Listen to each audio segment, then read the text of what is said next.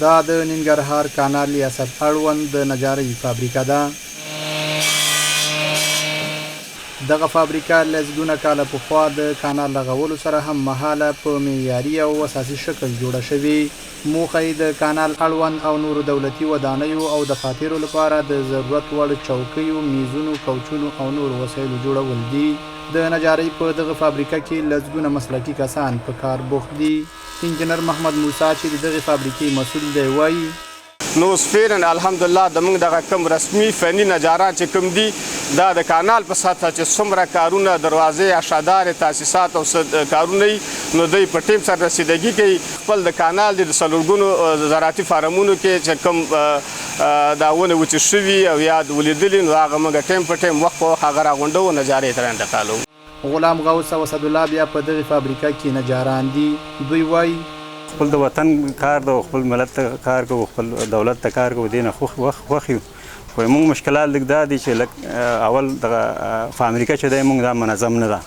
یو چاردیوالۍ اته نه لري، بل دا موږ چت چې ده چتونه ډېر خراب دي، لکه باد باران هر څه چې کېږي دلته موږ ماشینري سامان هر څه چې ده ضایع کېږي، خرابېږي، باران یې خرابوي.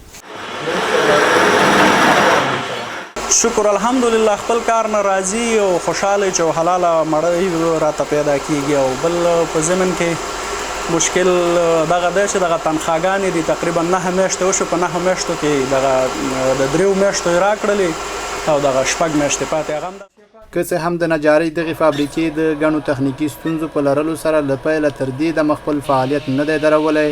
تازه د ننګرهار د کانال رئیس مولوي غلام رحمان ملي راډیو ټلویزیون ته وویل چې د کانال اړوند نجارۍ فابریکې پرمختګ لپاره لازم پلانونه تر کار لاندې نیولي، تر څو په پلي کولو سره به د دغې فابریکې ټولې تخنیکي او نورې ستونزې حل او خپل پخواني حالت ته به وګرځي. مشکلات پکې بیخي ډېر دي. د پرسونل مشکلات هم پکې شته دی چې هغه مسلکي خلک په دې کې د چا ضرورت دی. دارنګه د نجارۍ دپاره چې کومه مشینري په کومو ساحو کې لګېدلې هغه به شاید تاسو د نږدې نه کتلي، هغه هم په داسې یو کمزوري حالت کې ده. نو موږ اوس په دې باندې کار شروع کړی دی چې یو خو طرف ته تشکیل ورته پوره کړو. نو انشاءالله زموږ فابریکه په خپله په نږدې کې په دې مټ باندې ودرېږي چې خپل مصارف په خپله پوره کړي او هېوادوالو ته هغه څه چې دلته ضرورت دی د نجارۍ د لارې نه هغه ورته په قریب کې انشاءالله پوره کړو. نوموړی د یادې فابریکې کارکوونکو د امتیازاتو اړوند ستونزه مني. وایي هره ورځ په دې هڅه کې دی تر څو ټولو کارکوونکو ته امتیازات په خپل وخت ورکړل شي. نو دغه مشکلات چې کوم یوازې دلته نه چې په نجارۍ فابریکه کې دي بلکې په ټول کانال کې چې کوم دي نو د دې اساسي د مشکل حل وخت را رسېدل انشاءالله مشکل به اساسي حل شي.